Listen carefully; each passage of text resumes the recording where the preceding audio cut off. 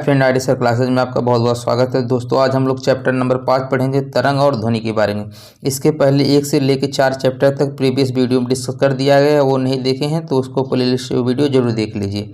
इसमें देखिए पहला क्वेश्चन है, तरंग दैर्घ्य की इकाई क्या है। आपको बताना है कि तरंग दैर्घ्य की इकाई क्या है।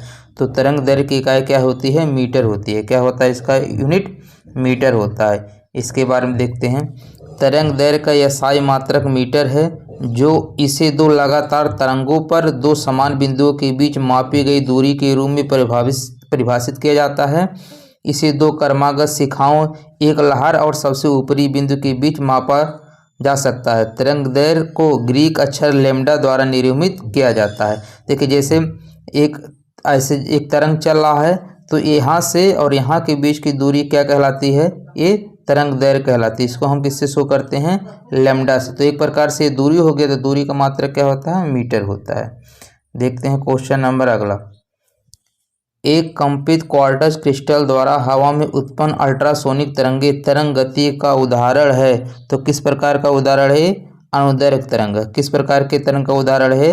ये अनुदैर्घ्य तरंग का उदाहरण है। इसके बारे में देखते हैं। एक कंपित क्वार्ट्ज क्रिस्टल द्वारा हवा में उत्पन्न अल्ट्रासोनिक तरंगे अनुदैर्घ्य तरंग गति का एक उदाहरण है। तरंग दो प्रकार की होती है, विद्युत चुंबकीय तरंग और यांत्रिक तरंग। यांत्रिक तरंगे दो प्रकार की होती है, अनुदैर्घ्य होती है और अनुप्रस्थ। ध्यान रखिएगा, यांत्रिक तरंगे दो प्रकार की होती है, एक अनुदैर्घ्य होता है, दूसरा क्या होता है? अनुप्रस्थ होता है। अगला क्वेश्चन है, एक ध्वनि तरंग का वेग 700 मीटर पर सेकंड है और तरंग दैर्घ्य 35 सेंटीमीटर है। ध्वनि तरंग की आवृत्ति की गणना कीजिए। देखिए इसका फार्मूला होता है b बराबर n गुणे लैम्डा होता है। ठीक है, तो अगर n का वैल्यू निकालना तो क्या हो जाएगा? v बटे लैम्डा हो जाएगा। और v का वैल्यू दिया कितना है? देखिए 700 दिया। कितना दिया है? 700। और ये किस में? देखिए सेंटीमीटर में दिया है, तो यहाँ पर मीटर पर सेकंड दिया, तो इसको भी सेंटीमीटर दिया है। कितना? 35। तो 100 से भाग कर दीजिए, ये भी मीटर में हो जाएगा। और 100 से भाग करेंगे, 100 कहाँ चला जाएगा? ऊपर चला जाएगा। देखिए इसको काट दीजिए, 35 दूना 70 हो जाएगा 20, और इस 100 का गुणा होगा तो क्या हो जाएगा? 2000 हो जाएगा। कितना हो जाएगा? 2000। तो इसकी जो आवृत्ति है वो कितनी आ जाएगी? 2000। कौन सा ऑप्शन सही हो जाएगा? इसका डी हो जाएगा। 55 का क्या हो जाएगा? डी। देखिए यही चीज़ यहाँ पर दिया हुआ है। अगला क्वेश्चन है, निम्नलिखित में से किस उद्देश्य के लिए पराश्रव्य तरंगों अल्ट्रासाउंड वेव्स का प्रयोग नहीं किया जाता है? तो किसके लिए नहीं किया जाता है? आकाशीय क्षेत्र में वायुयान का पता लगाने में। आकाशीय क्षेत्र में वायुयान का पता लगाने में पराश्रव्य तरंगों का प्रयोग नहीं किया जाता है।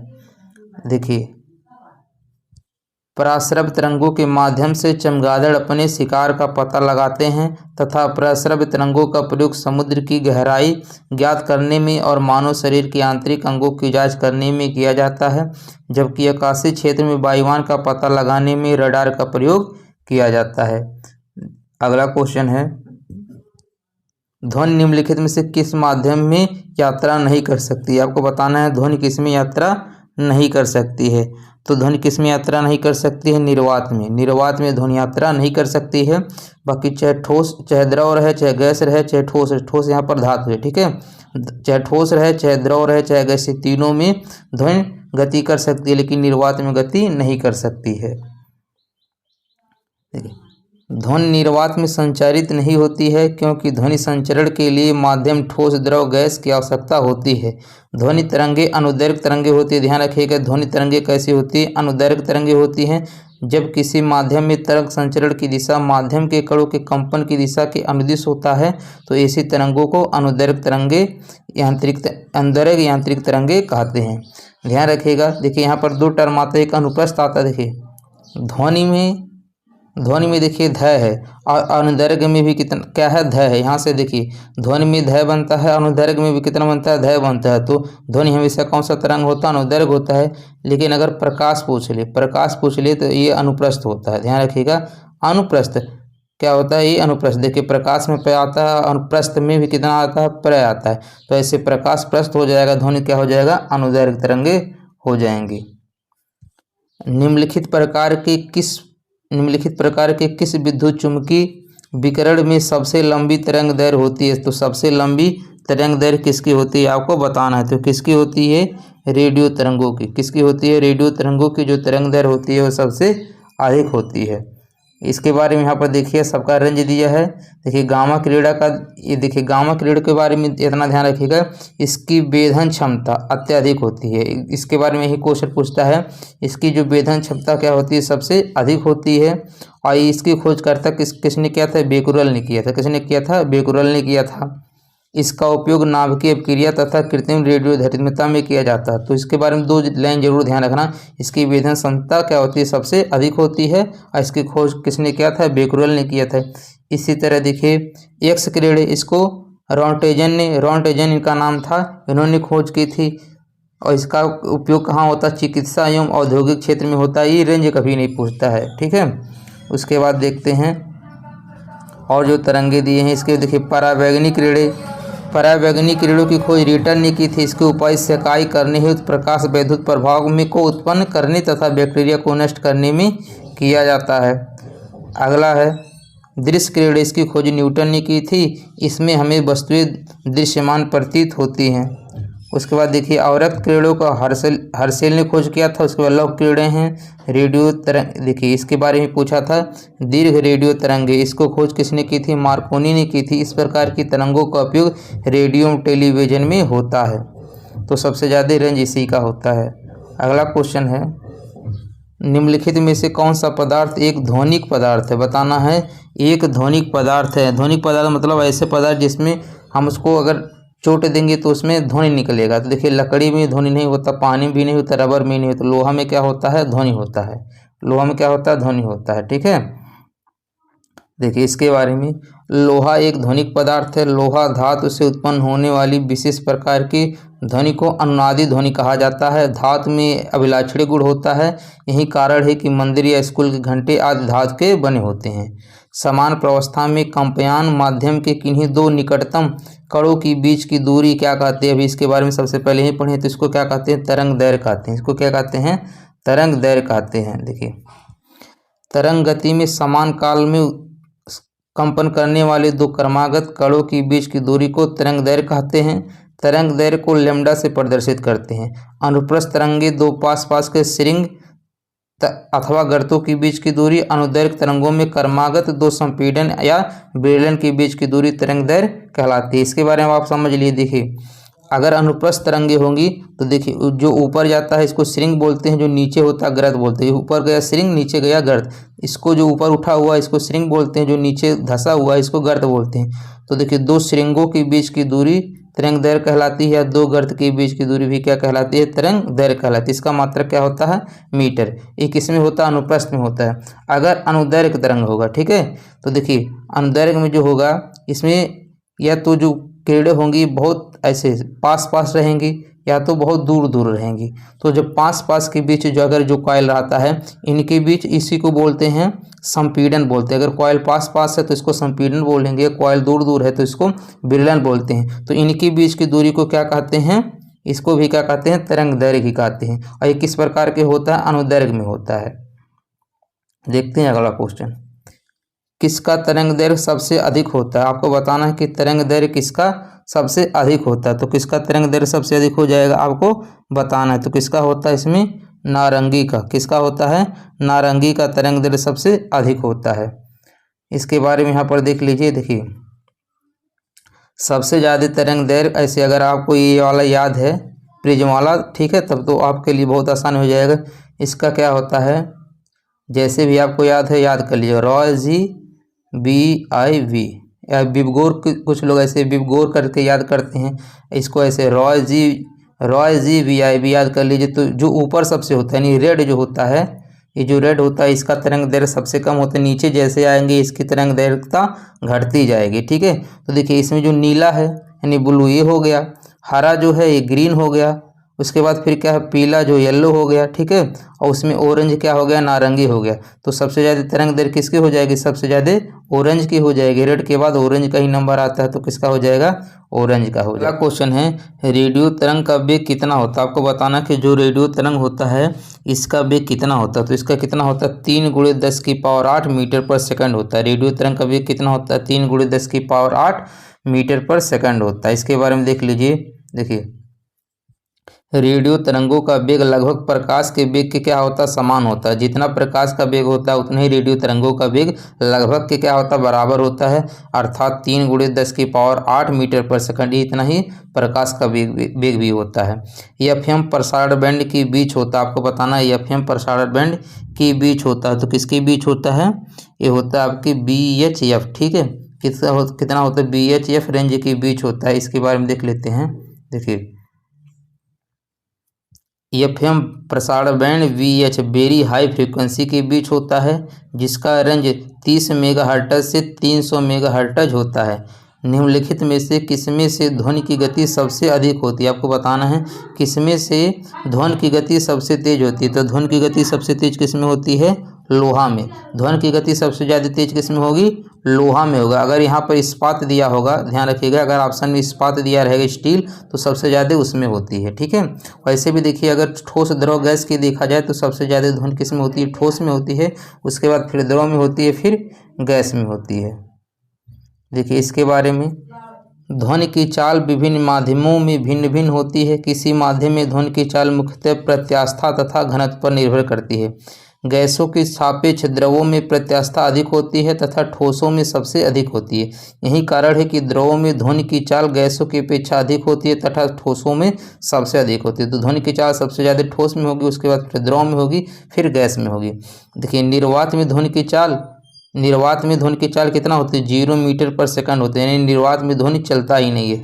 वायु में ध्वनि की चाल 332 मीटर पर सेकंड हो जाएगी, जल में 1493 मीटर पर सेकंड, और लोहे में ध्वनि की तीव्रता कितनी होती है, 5130 मीटर पर सेकंड होती है। अगला क्वेश्चन है, कितनी माप से अधिक ध्वनि को शोर का नाम दिया जाता है। तो कितनी माप से अधिक ध्वनि को शोर का नाम दिया जाता है, 80 डेसिबल। 80 डेसिबल से अधिक होगा तो उसको हम क्या बोलेंगे, शोर बोलते हैं। इसके बारे में जरूर देख लीजिए। देखिए यहाँ से इसके बारे में देख लीजिए, ध्वनि की तीव्रता जब अधिक होती है तब वह कानों को अप्रिय लगने लगती है। इस अवांछनीय अथवा उच्च तीव्रता वाले ध्वनि को शोर कहते हैं। ध्वनि की सामान्य मापक इकाई डेसिबल होता है। तो ध्वनि की जो इकाई होता है क्या होता है, डेसिबल होता है। डेसिबल मापक 0 से शुरू होता है, जो सामान्य मनुष्य के कान से सुनी जा सकने वाली सर्वाधिक धीमी आवाज़ को प्रदर्शित किया जाता है। तो मनुष्य की जो सर्वाधिक बहुत धीरे जो बातचीत करेंगे उसका जो मापक होगा वो 0 लगभग के होता है, उसके ये भी सुना जा सकता है, ठीक है। इसके बारे में देख लीजिए। देखिए कह रहा है साधारण बातचीत, साधारण बातचीत अगर होगा तो उसमें डेसिबल कितना होगा, 30 से 40 डेसिबल होगा। और जोर से बातचीत 50 से 60 होगा। और ट्रक ट्रैक्टर 90 से 100 होता है। और सायरन कितना होता है, 110 से 120 होता है। इसी तरह जेट विमान 140 से 150 होता है। मशीन गन 170 होता है। मिसाइल का जो होता है कितना होता है, 180 डेसिबल होता है। 80 डेसिबल से अधिक ध्वनि के शोर का नाम दिया जाता है। विश्व स्वास्थ्य संगठन WHO के अनुसार 45 डेसिबल ध्वनि मानव के लिए सर्वोत्तम होती है तथा WHO ने 75 डेसिबल से अधिक की ध्वनि को मानव स्वास्थ्य के लिए हानिकारक माना है। अगला क्वेश्चन है, सुपरसोनिक स्पीड मापने की यूनिट क्या है। तो सुपरसोनिक स्पीड मापने की यूनिट क्या है, मैक है। क्या है, मैक है। तो 66 का क्या हो जाएगा, ए हो जाएगा। अब देखते हैं क्वेश्चन नंबर 67। देखिए सुपरसोनिक स्पीड मापने की जो इकाई है वो क्या है, मैक है। मैक कैसे नापा जाता है, वस्तु की गति बटे माध्यम में ध्वनि की गति। जब मैक संख्या का मान 1 हो तो वस्तु की गति ध्वनि की गति के समान हो जाती है। यदि मैक संख्या 1.35 हो तो इसका अर्थ है कि वस्तु की गति ध्वनि की गति से 35% अधिक है। निम्नलिखित में से किस आवृत्ति की ध्वनि मनुष्य द्वारा श्रव्य होती है। तो मनुष्य द्वारा श्रव्य कितनी होती है आपको बताना है। तो कितनी होती है, 100 हर्ट्ज। कितनी होती है, 100 हर्ट्ज। देखिए मनुष्य जो ध्वनि सुन सकता है वो कितना होता है, 20 हर्ट्ज से 20,000 हर्ट्ज तक सुन सकता है। ध्यान रखिएगा, कितने से 20 हर्ट्ज से लेकर 20,000 हर्ट्ज तक ध्वनि सुन सकता है। तो 20 और 20,000 के बीच कौन आता है, 100 आता है, ठीक है। कौन आता है, 100। देखिए ये कितना है, ये 50,000 है, ये भी नहीं होगा। और 5 हर्ट्ज ये भी नहीं होगा। तो मनुष्य कितना सुनता है, 20 से 20,000। तो कौन सा हो जाएगा, ऑप्शन सी हो जाएगा। अब देखिए इसके बारे में, देखिए जिन यांत्रिक तरंगों की आवृत्ति 20 हर्ट्ज से 20,000 हर्ट्ज के मध्य होती है वही मनुष्य द्वारा द्वारा श्रव्य होते हैं यानी सुना जाता है, इन्हें श्रव्य ध्वनियाँ कहती है। इन्हें क्या कहा जाता है? श्रव्य ध्वनियाँ कहा जाता है। अतः 100 हर्ट्ज ध्वनि की आवृत्ति की ध्वनि मनुष्य द्वारा श्रव्य होगी। धातव्य है कि ध्वनि की चाल सर्वाधिक ठोस में, उसके पश्चात द्रव में तथा सबसे कम गैस में होती है। और देखिए अगर 20,000 हर्ट्ज से अधिक ध्वनि हो जाएगा, ठीक है, तो इसको पराश्रव्य तरंगे बोलते हैं। इसको क्या बोलते हैं? पराश्रव्य तरंगे बोलते हैं। और 20 हर्ट्ज से कम रहेगा तो इसको अवश्रव्य तरंगे बोलते हैं। ध्वनि तरंग की कौन सी विशेषता इसके तारतम्य को तय करती है? देखिए एक क्वेश्चन जरूर पूछता है। और दोस्तों हमें आपको ध्वनि से जितने भी क्वेश्चन पूछे गए हैं स्पेशल आपको हमने हमारे प्लेलिस्ट से देख लीजिएगा। अभी हम लेटेस्ट 15-20 दिन पहले बनाए हैं। ध्वनि से संबंधित जितने भी क्वेश्चन पूछे जाते हैं इस एक ही वीडियो में कवर है, वहाँ ये सब चीज़ें मिल जाएगी। और एक क्वेश्चन जरूर पूछता है ध्वनि तरंग की कौन सी विशेषता इसके तारतम्य को तय करती है? तो तारतम्य को कौन तय करती है, यानी तारतम्य किस पे डिपेंड करता है? तो तारतम्य किस पे डिपेंड करता है? उसके आवृत्ति पर। जो तारतम्य होता है वो किस पे डिपेंड करता है? उसके आवृत्ति पर डिपेंड करता है। देखिए तारतम्य यानी जिसको पिच बोलते हैं, ध्वनि का वह माध्यम है जिससे हम ध्वनि की मोटी तथा तीक्ष्ण या पतली कर सकते हैं। ध्वनि की तारतम्य उसकी आवृत्ति पर निर्भर करता है। ध्यान रखिएगा उसका जो तारतम्य है किस पर निर्भर करता है? आवृत्ति पर निर्भर करता है। इसके ही आधार पर स्त्रियों पुरुष की आवाज़ का निर्धारण किया जाता है। पुरुषों का तारतम्य कम तथा महिलाओं का तारतम्य अधिक होता है, इसलिए महिलाओं की आवाज़ क्या होती है? पतली होती है। अगला क्वेश्चन है प्रतिध्वनि सुनने के लिए स्रोत तथा परावर्तन सतह के बीच कितनी दूरी होनी चाहिए? तो कितनी दूरी होनी चाहिए? 17 मीटर। कोई भी हमें प्रतिध्वनि सुनना हो तो स्रोत और परावर्तन सतह के बीच की दूरी कितना होना चाहिए? 17 मीटर होना चाहिए। ठीक, कितना होना चाहिए? 17 मीटर होना चाहिए। ध्यान रखिएगा। स्पष्ट है प्रतिध्वनि सुनने के लिए अवरोधक की ध्वनि स्रोत से न्यूनतम दूरी द्वारा 0.1 सेकंड में तय की गई कुल दूरी की आधी अर्थात 16.6 मीटर लगभग 17 मीटर अवश्य होनी चाहिए। स्पष्ट प्रतिध्वनि सुनने के लिए मूल ध्वनि तथा परावर्तित ध्वनि के बीच कम से कम, ठीक है, 0.1 सेकंड का समयांतराल अवश्य होनी चाहिए, क्योंकि जब हमारा कान कोई ध्वनि सुनता है तो इसका प्रभाव हमारे मस्तिष्क पर 0.1 सेकंड तक बना रहता है। ये भी क्वेश्चन पूछता है, ध्यान रखिएगा कि हमारे कोई भी जो ध्वनि हमारे कान पे कितने समय तक रहता है उसका प्रभाव, तो 0.1 सेकंड, या ऐसे लिखा रहेगा 1/10 या इसी को 0.1 सेकंड। तो इतने सेकंड तक हमारे कान पे इसका प्रभाव ध्वनि का रहता है। अब देखिए अगला क्वेश्चन है दो व्यक्तियों की वार्तालाप में आवाज़ का डेसिबल स्तर होगा तो कितना स्तर होगा आपको बताना है। तो कितना स्तर होगा? 30 डेसिबल।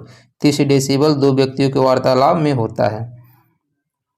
देखिए अगला क्वेश्चन है दीवार से एक प्रतिध्वनि सुनने के लिए न्यूनतम दूरी क्या होगी? तो अभी पढ़े हैं कितना होना चाहिए आपको बताना। देखिए यहाँ पर 17.2 दिया है, यहाँ पर भी 17.2 दिया है, लेकिन यहाँ पर मीटर दिया है, यहाँ पे सेंटीमीटर दिया है। तो ध्यान रखिएगा 17.2 मीटर होना चाहिए। कितना? मीटर में होना चाहिए, ना कि सेंटीमीटर में। तो कौन सा ऑप्शन सही हो जाएगा? इसका बी हो जाएगा।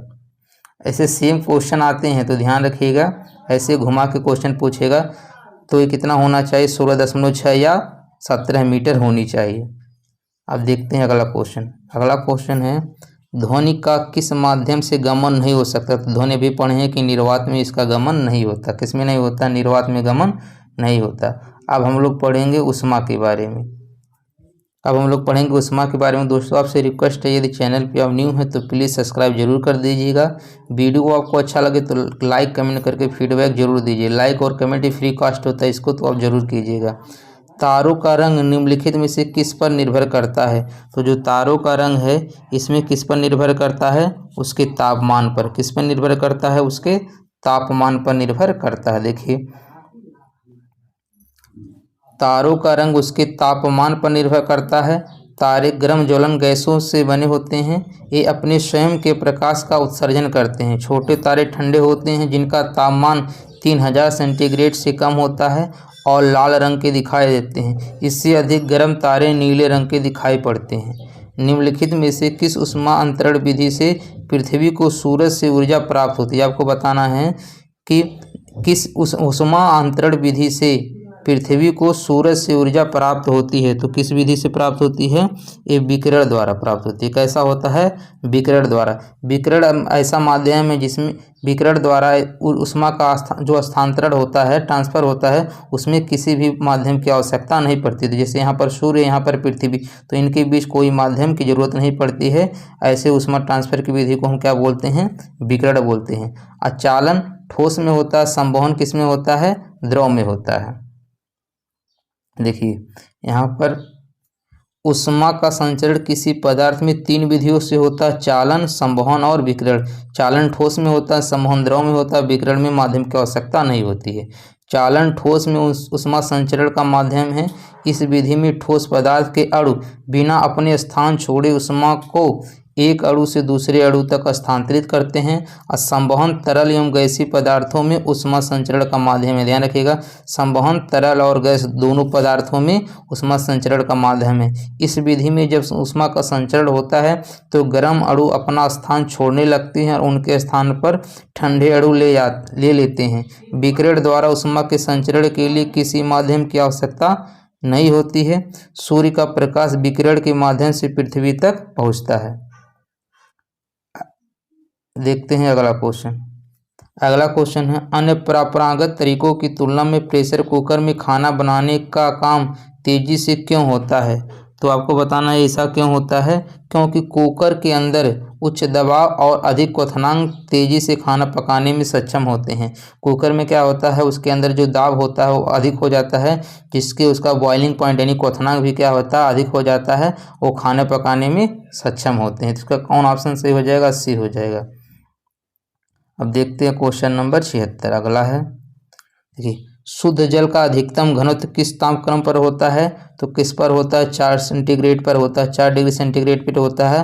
और इसी पे ध्यान रखिए, घनत्व अधिकतम होता है और जो आयतन होता है वो क्या होता है? न्यूनतम होता है इस टेम्परेचर में। ये क्वेश्चन पहले भी आप पढ़ चुके हैं। जब जल जमता है तो इसका घनत्व क्या होता है? जब जल जमता है तो इसका घनत्व क्या होता है? घटता है। इसका घनत्व क्या होता है? घटता है। देखिए इसके बारे में देख लीजिए, जब जल जमता है तो उसका घनत्व घट जाता है तथा आयतन बढ़ जाता है। ध्यान रखिए, घनत्व घट जाता है और आयतन क्या होता है? बढ़ जाता है, क्योंकि पानी जमने के बाद ज़्यादा जगह घेरता है, यानी यह क्या होता है? आयतन बढ़ जाता है, जिस कारण बर्फ़ का घनत्व पानी के घनत्व से कम हो जाता है। इसी कारण पानी की तुलना में बर्फ़ हल्की होती है। मोम और घी के पिघलने पर घनत्व बढ़ता है। नमक को बर्फ़ के साथ मिलाने से हिमांक, आपको बताना है कि नमक को बर्फ़ के साथ मिलाने से उसका हिमांक क्या होता है? वो घटता है। क्या होता है? हिमांक घट जाता है। देखिए इसका प्रयोग आप लोग देखे होंगे, गांव में शादियों में किया जाता है। देखिए नमक को बर्फ़ के साथ मिलाने पर हिमांक घट जाता है, क्योंकि क्लोराइड लवण बर्फ़ को पिघलाने में एजेंट का कार्य करता है। यानी आपको बर्फ़ जल्दी से पिघलाना है तो उसमें नमक मिला दिया जाता है। यह बर्फ़ पानी में घुलनशील है, जिसके परिणाम स्वरूप हिमांक 0 से नीचे आ जाता है। उल्लेखनीय है कि जब जल में नमक मिलाते हैं तो इसके क्वथनांक में वृद्धि होती है तथा हिमांक में कमी होती है। अगला है कि सबसे कम तापमान जिस पर कोई पदार्थ आग पकड़ता है उसे क्या कहा जाता है? तो उसे क्या कहा जाता है? उसे प्रज्वलन तापमान कहा जाता है। उसे क्या कहा जाता है? प्रज्वलन तापमान कहा जाता है। अगला क्वेश्चन देखते हैं। देखिए इसके बारे में कुछ दिया है, ये भी देख लीजिए। प्रज्वलन ताप किसे कहते हैं? वह न्यूनतम तापमान जिस पर कोई पदार्थ आग पकड़ लेता है वह उस पदार्थ का प्रज्वलन ताप कहलाता है। गलनांक तापमान क्या होता है? किसी पदार्थ का गलनांक वह तापमान है जिस पर वह पदार्थ अपनी ठोस अवस्था से पिघलकर द्रव अवस्था में बदल जाता है। किसमें? ठोस अवस्था से पिघलकर द्रव अवस्था में आ जाता है, उसको गलनांक तापमान कहते हैं। जैसे 0 डिग्री सेंटीग्रेड पर पिघलकर जल में बदल जाती है, जो बर्फ़ होता है और 0 डिग्री सेंटीग्रेड पर पिघलकर जल में बदल जाती है, अतः बर्फ़ का जो गलनांक होगा वो कितना होगा? 0 डिग्री सेंटीग्रेड होगा। इसके बाद देखते हैं हिमांक। हिमांक तापमान क्या होता है? हिमांक तापमान पर पदार्थ अपनी द्रव अवस्था से ठोस अवस्था में परिवर्तित हो जाता है। जैसे जल का हिमांक तापमान 0 डिग्री सेंटीग्रेड होता है, अर्थात जल 0 डिग्री सेंटीग्रेड पर बर्फ में परिवर्तित हो जाता है। क्वथनांक तापमान होता है, किसी द्रव का क्वथनांक वह तापमान है जिस पर गर्म करने पर उस द्रव की वाष्प का दाब उस द्रव की सतह पर लगने वाले वायुमंडलीय दाब के बराबर हो जाता है, अर्थात वह द्रव में उबलने लगता है। यानी जिस तापमान पर कोई द्रव उबलने लगता है उसे उसका क्या कहते हैं, क्वथनांक तापमान कहते हैं। अगला क्वेश्चन है, देखिए कौन सी धातु ताप का अच्छा सुचालक है परंतु बिजली का बुरा। ठीक है, तो ये होता है अभ्रक होता है। कौन सा होता है, अभ्रक होता है। ये धातु का, ये जो ऐसा धातु होता है जो ताप का अच्छा सुचालक होता है परंतु बिजली का बुरा होता है। ठीक है, तो कौन सा हो जाएगा, ये अभ्रक हो जाएगा। देखिए अभ्रक ताप का अच्छा सुचालक है। अभ्रक जो होता है ताप का अच्छा सुचालक है परंतु बिजली का बुरा सुचालक है। उष्मा तथा बिजली के सुचालक स्वर्ण, चांदी, तांबा, एल्युमिनियम आदि हैं। उल्लेखनीय है चांदी विद्युत का सबसे अच्छा सुचालक। ये भी क्वेश्चन पूछा गया है, सबसे अच्छा विद्युत का सुचालक कौन होता है, चांदी होता है। दो कांच के गिलास एक दूसरे से एक के अंदर दूसरा चिपक जाते हैं, उन्हें कैसे अलग किया जा सकता है। तो उन्हें कैसे अलग किया जा सकता है आपको बताना है। कैसे अलग किया जा सकता है, बाहरी गिलास को गर्म पानी में डालकर, जो बाहरी गिलास है उसको किस में डाल दीजिए, गर्म पानी में डाल दीजिए, तो वहाँ से क्या हो जाएंगे, वो अलग हो जाते हैं। वो क्या हो जाते हैं, अलग हो जाते हैं। देखिए दो कांच के गिलास एक दूसरे से चिपक जाते हैं, उन्हें अलग करने के लिए बाहरी गिलास को गर्म पानी में डाला जाता है। बर्फ़ की गुप्त ऊष्मा कितनी, आपको बताना कि जो बर्फ़ होता है उसकी गुप्त ऊष्मा कितनी होती है। तो कितनी होती है, 80 कैलोरी प्रति ग्राम। कितनी होती है, 80 कैलोरी प्रति ग्राम होती है। अगला है कि फ़ारेनहाइट स्केल की पानी का क्वथनांक कितना होता है। फ़ारेनहाइट स्केल में जो पानी का क्वथनांक कितना होता है, तो कितना होता है, 212 फ़ारेनहाइट होता है। कितना होता है, 212 फ़ारेनहाइट इसका क्या होता है, क्वथनांक होता है। देखिए यहाँ पर देखिए जल का जो हिमांक होता है सेल्सियस पे 0 डिग्री सेंटीग्रेड पे होता है, और फ़ारेनहाइट पे 32 फ़ारेनहाइट होता है। केल्विन पर 273 केल्विन होता है। और जल का जो क्वथनांक होता है यानी जिस पे उबलता है 100 डिग्री सेंटीग्रेड होता है। फ़ारेनहाइट पे 212 फ़ारेनहाइट होता है, और केल्विन पर 373 केल्विन होता है। स्वस्थ मनुष्य का तापमान कितना होता है, आपको बताना है। स्वस्थ मनुष्य का जो तापक्रम है वो कितना होता है, ये 37 डिग्री सेंटीग्रेड होता है। कितना होता है, 37 डिग्री सेंटीग्रेड होता है। इसको फ़ारेनहाइट में भी ध्यान रखिएगा। देखिए इसका एग्जैक्ट देखा जाए तो कितना होता है, 36.9 सेंटीग्रेड होता है। 36.9 सेंटीग्रेड, या इसी को 37 डिग्री सेंटीग्रेड कहा जाता है। अब फ़ारेनहाइट में 98.6 फ़ारेनहाइट होता है। कितना होता है, 98.6 फ़ारेनहाइट होता है। यदि शरीर का तापमान इससे कम या ज़्यादा होता है तो आदमी बीमार पड़ जाता है। यदि शरीर का तापमान 37 डिग्री सेंटीग्रेड को केल्विन में बदलें तो 273 जोड़ दीजिएगा, 37 में कितना हो जाएगा, 310 केल्विन हो जाएगा। अब हम लोग पढ़ेंगे अगला चैप्टर जिसका नाम है प्रकाश। दोस्तों आपसे रिक्वेस्ट है, चैनल पे न्यू है तो प्लीज़ सब्सक्राइब जरूर कर दीजिएगा। अब वीडियो आपको अच्छा लगेगा तो लाइक कमेंट करके फीडबैक जरूर दीजिएगा। दोस्तों ये फिजिक्स चला, इसके पहले केमिस्ट्री और बायोलॉजी को पूरा कंप्लीट कर दिया गया है। हिस्ट्री ज्योग्राफी को भी कंप्लीट कर दिया गया है। हिंदी के भी 13 चैप्टर हो चुके हैं। यदि वो वीडियो आप नहीं देखे हैं तो प्लेलिस्ट वो वीडियो जरूर देख लीजिएगा। देखिए प्रकाश के बारे में, प्रकाश वर्ष का एक माप है। तो जो प्रकाश वर्ष होता है एक माप किसका होता है आपको बताना। तो किसका होता है, दूरी का होता है। कि प्रकाश वर्ष किसका होता है, दूरी का। किस प्रकार की दूरी होना चाहिए, तार की दूरी होना चाहिए। कैसे दूरी होना चाहिए, तार की दूरी होना चाहिए। 85 का इधर देखते हैं। देखिए यहाँ से क्वेश्चन जरूर पूछता है, इसको ध्यान रखिएगा। प्रकाश वर्ष दूरी का मात्रक है। प्रकाश वर्ष किसका मात्रक है, दूरी का मात्रक है। एक प्रकाश वर्ष वह दूरी है जो प्रकाश निर्वात में एक वर्ष में तय करता है। एक प्रकाश वर्ष बराबर कितना होता है, ये भी ध्यान रखिएगा। एक प्रकाश वर्ष बराबर 9.46 × 10⁻15 मीटर होता है। प्रकाश की चाल जिसे प्रायः c से निरूपित किया जाता है एक भौतिक नियतांक है। निर्वात में इसका चाल लगभग 3 लाख किलोमीटर पर सेकंड होता है। स्पष्ट आकाश का नीला रंग किसके कारण दिखाई देता है, आपको बताना है। स्पष्ट आकाश का नीला रंग किसके कारण दिखाई देता है, तो किसके कारण दिखाई देता है, प्रकाश के फैलाव के कारण। किसके कारण, प्रकाश के फैलाव के कारण ही उसका रंग क्या दिखाई देता है, नीला दिखाई देता है। यहाँ से दोस्तों हम आपको समझा दे रहे, देखिए अस्पष्ट आकाश का रंग प्रकाश के प्रकीर्णन अथवा फैलाव के कारण। ध्यान रखिएगा, जो ये प्रकीर्णन होता है इसी को क्या बोलते हैं, प्रकाश के फैलाव को क्या बोलते हैं, प्रकीर्णन। जब भी आपको कहीं जब भी आपको कहीं पर कलर की बात किया, जैसे नीला दिखाई देता है, उगता सूर्य लाल दिखाई देता है, डूबता सूर्य लाल दिखाई देता है, तो जहाँ पर भी कलर की बात किया जाए, जहाँ पर कलर यानी रंग की बात किया जाए, वहाँ पर हमेशा कौन सी घटना होती है? प्रकाश के प्रकीर्णन ही होता है। ध्यान रखिएगा, वहाँ पर क्या होता है? प्रकाश का प्रकीर्णन ही होता है। देखिए, स्पष्ट आकाश का नीला रंग, तो यहाँ नीला रंग आ गया तो कौन होगा? प्रकाश के प्रकीर्णन अथवा फैलाव के कारण होता है। नीले रंग का अधिक प्रकीर्णन के कारण यह नीले प्रकाश की तरंग दर अन्य प्रकाश की तुलना में कम होती है। नीला प्रकाश पृथ्वी के वायुमंडल में हवा के छोटे छोटे अणुओं द्वारा सभी दिशाओं में प्रकटित होती है, इसी कारण आकाश नीला दिखाई देता है। देखते हैं अगला क्वेश्चन। हरे रंग की पत्ती को लाल प्रकाश में देखा जाता है। जब हरे रंग की पत्ती को लाल प्रकाश में देखा जाता है तो वह किस रंग का दिखाई देता है? काला दिखाई देता है। वो कैसा दिखाई देता है? काला दिखाई देता है। इसके बारे में देख लीजिए, जब हरे रंग की पत्ती को लाल प्रकाश में देखा तो वह काले रंग की दिखाई देती है। लाल रंग का तरंग दैर्घ्य हरे रंग की तुलना में अधिक लंबा होता है और लाल प्रकाश हरे रंग की वस्तु से टकराने पर लाल रंग अवशोषित हो जाता है और बहुत कम प्रकाश परावर्तित करता है, जिससे पत्ती का रंग काला दिखाई देता है। अगला क्वेश्चन है, जब वस्तु को अनंत पर रखा जाता है तो उत्तल दर्पण द्वारा बनने वाले प्रतिबिंब की प्रकृति क्या होगी?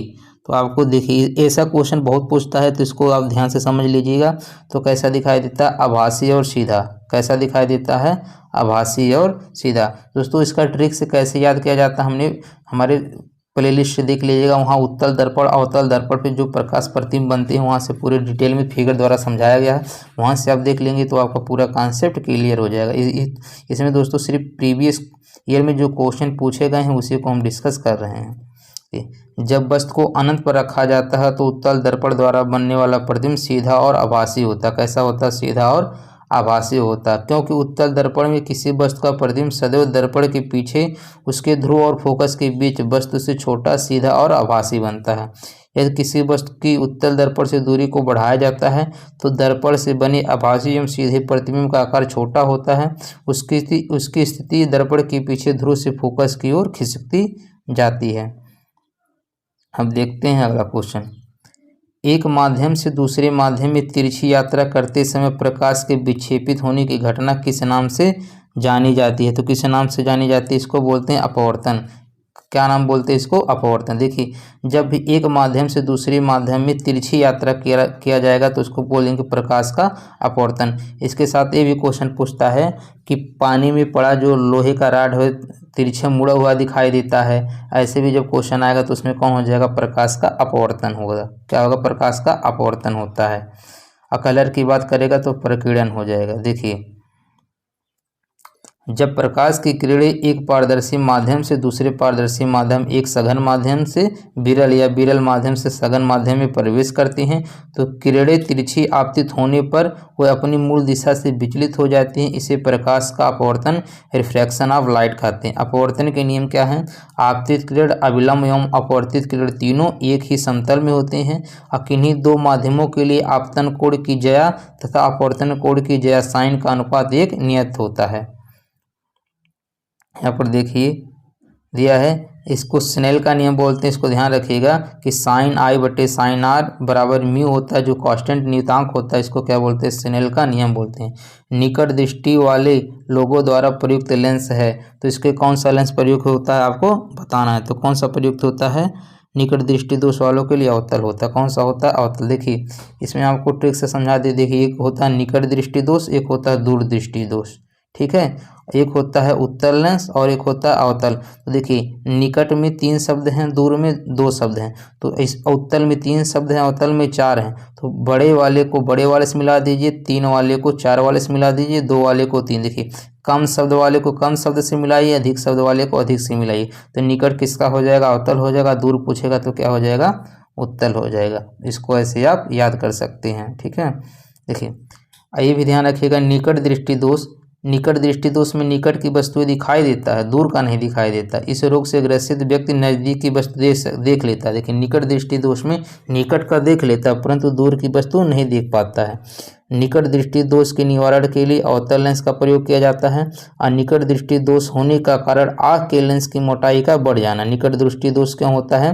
क्योंकि आँख के लेंस की मोटाई बढ़ जाती है, जिससे लेंस की फोकस दूरी घट जाती है तथा लेंस की क्षमता बढ़ जाती है। दूरदृष्टि के निवारण के लिए उत्तल लेंस का प्रयोग किया जाता है। दूरदृष्टि के लिए किसका प्रयोग किया जाता है? उत्तल लेंस का प्रयोग किया जाता है। देखिए अगला क्वेश्चन है, दूरदृष्टि दोष का एक रोगी 40 सेंटीमीटर से निकट की वस्तुओं को साफ नहीं देख पाता। आँख को समान बनाने के लिए आवश्यक लेंस होगा। तो आवश्यक लेंस कितना हो जाएगा आपको बताना है। देखिए न्यूमेरिकल क्वेश्चन है, आइए इसका सॉल्यूशन देखते हैं। देखिए यहाँ पर थोड़ा सा और नीचे करते हैं। देखिए दूरदृष्टि दोष में वस्तु का प्रतिबिंब रेटिना पर ना बनकर उसके पीछे बनता है, जिससे पास की वस्तु स्पष्ट नहीं दिखाई देती। इसे दूर करने के लिए उत्तल लेंस का उपयोग किया जाता है। 40 सेंटीमीटर की वस्तु को साफ देखने के लिए आवश्यक फोकस दूरी वाला उत्तल लेंस कितना होगा? देखिए फार्मूला होता है, ये हमारे लेंस का फार्मूला होता है 1/f बराबर 1/u माइनस 1/v। तो देखिए जो u का वैल्यू है, ठीक है, स्पष्ट दृष्टि का न्यूनतम दूरी कितना होता है? 25 सेंटीमीटर होता भी है, ठीक है। कितना होता है? स्पष्ट दृष्टि का न्यूनतम दूरी कितना होता है? 25 सेंटीमीटर। तो यहाँ क्या रख देंगे? 25, और यहाँ पर क्या रख देंगे? इसका वैल्यू v का वैल्यू 40 रखेंगे। तो इसका क्रॉस मल्टीप्लाई कर देंगे या एलसीएम लेंगे। 25 और 40 का कितना हो जाएगा? ये 200 हो जाएगा। 25 से भाग करेंगे 8 बार जाएगा, 40 से करेंगे तो 5 बार जाएगा। 8 में से 5 जाएगा कितना? 3/20 पलटेंगे 20 कितना हो जाएगा? ये 200/3। अतः 40 सेंटीमीटर पास की वस्तु को स्पष्ट देखने के लिए 200/3 सेंटीमीटर फोकस दूरी की उत्तल लेंस का प्रयोग करना चाहिए। तो इसमें कौन सा सही हो जाएगा? सी वाला ऑप्शन सही हो जाएगा। देखते हैं अगला क्वेश्चन। अगला क्वेश्चन ये भी न्यूमेरिकल है। एक वस्तु को फोकल लंबाई 20 सेंटीमीटर के उत्तल लेंस के मुख्य अक्ष के लंबवत रखा गया है। लेंस से वस्तु की दूरी 30 सेंटीमीटर से बनने वाली छवि की स्थिति क्या होगी, यानी प्रतिबिंब की स्थिति क्या होगी? तो देखिए इसमें कह रहा है एक वस्तु की जो फोकल लंबाई यानी एफ का वैल्यू कितना दिया है? 20 सेंटीमीटर दिया है। और उत्तल लेंस के मुख्य लेंस किस प्रकार का उत्तल लेंस है? और लेंस से वस्तु की दूरी, ध्यान रखिएगा, वस्तु की दूरी जो यू का वैल्यू है किसमें है? ये 30 दिया है। यानी यू का वैल्यू कितना? यू का वैल्यू चाहे उत्तल है चाहे अवतल है, दोनों में माइनस होता है। इसका देखिए यू का वैल्यू कितना हो जाएगा? -30 हो जाएगा। और एफ का वैल्यू कितना हो जाएगा? +20 हो जाएगा। तो हमें वी का वैल्यू निकालना है, इसी फार्मूले से निकालेंगे। आइए देखते हैं इसका सॉल्यूशन। देखिए यहाँ पर दिया है कि फोकस दूरी दिया है, वस्तु की दूरी यू का वैल्यू दिया है, वी का वैल्यू पूछा है तो बताए हैं। देखिए चाहे उत्तल लेंस रहे चाहे अवतल लेंस रहे, दोनों में यू का वैल्यू क्या होता है? माइनस होता है। अगर उत्तल लेंस है तो एफ का वैल्यू और वी का वैल्यू प्लस में होता है, लेकिन अगर अवतल लेंस हो तीनों माइनस हो जाएगा। अब इसमें देखिए फार्मूला होता है 1/v माइनस 1/u बराबर 1/f। अगर वी का वैल्यू निकालना, ये यूँ इधर जाएगा प्लस हो जाएगा। अब यहाँ पे एफ का वैल्यू रख दिया है, यहाँ पर 20 रख दिया है, इसका वैल्यू -30 रखा है, तो इस प्लस माइनस से माइनस हो जाएगा।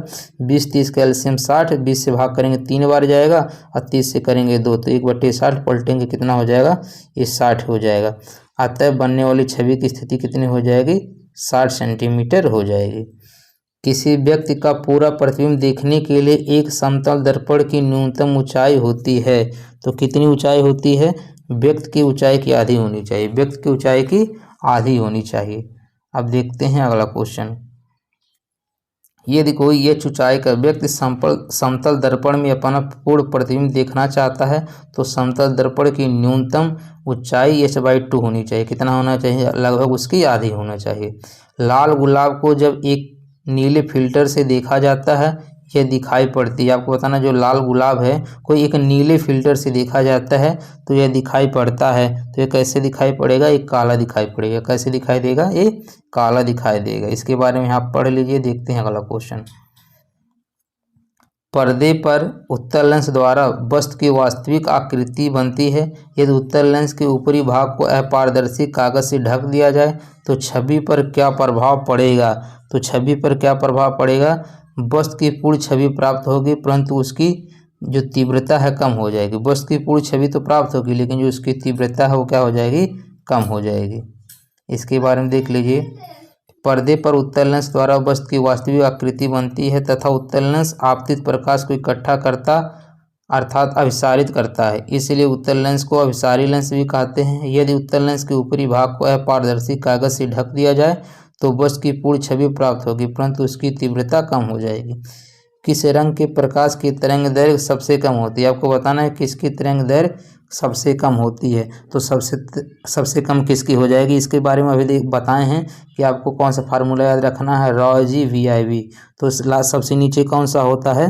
आपको तो इतना पता होगा कौन सा सबसे नीचे होता है, बैगनी होता है। सबसे नीचे क्या होता है, बैगनी। तो इसी का तरंग दैर्घ्य क्या होगा, सबसे कम होगा। और सबसे ज़्यादा किसका होता है, लाल का। फिर क्या होता है, नारंगी का होता है। ठीक है, तो इसका कौन सा सही हो जाएगा, बी हो जाएगा। 96 का क्या हो जाएगा, बी हो जाएगा। अब देखते हैं इसके बारे में, देख लीजिए। बैगनी रंग का तरंग दैर्घ्य सबसे कम होता है, जिसका मान इतना होता है, और लाल रंग का तरंग दैर्घ्य अधिक होता है। ध्यान रखिएगा, लाल रंग का तरंग दैर्घ्य इतना तो मान कभी नहीं पूछता है। निम्नलिखित में से किसमें सर्वाधिक ऊर्जा होती है?